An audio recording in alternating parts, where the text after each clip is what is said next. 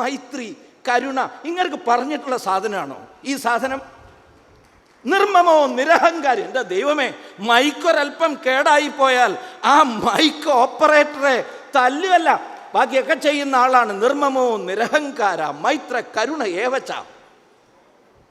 എന്തർത്ഥാണ്? ശരി, he may not go further to 6 chapters. Let him start from first chapter itself. In the 3rd chapter, 6th sloka, it is about him. അദ്ദേഹത്തെ കുറിച്ചാണ്. ആ 3-ാമത്തെ അധ്യായത്തിലെ 6-ാമത്തെ ശ്ലോകം മിഥ്യാചാര ലക്ഷണം, ഹിപ്പോക്രൈറ്റിന്റെ ലക്ഷണം പറയുന്നുണ്ട്. ഹിപ്പോക്രൈറ്റ് കർമ്മേന്ദ്രിയാണി സംയമ്യ യ ആസ്ഥേ മനസാസ്മരൻ ഇന്ദ്രിയാർത്ഥാൻ വിമൂഢാത്മാ മിഥ്യാചാര സ ഉച്യതേ. ആരാണ് മിഥ്യാചാരൻ? ഇവിടെ ഹിപ്പോക്രസിയെ കുറിച്ച് തേജസ്വി സൂചിപ്പിച്ചു നേരത്തെ. മിഥ്യാചാരൻ ആരാണ്? കർമ്മേന്ദ്രിയാണി സംയമ്യ, തൻ്റെ കർമ്മേന്ദ്രിയങ്ങളെ മുഴുവൻ സംയമിപ്പിച്ചു എന്ന് എല്ലാവരോടും പറയുക. ഇതേ അങ്ങനെ പറഞ്ഞുകൊണ്ടിരിക്കുകയാണ്.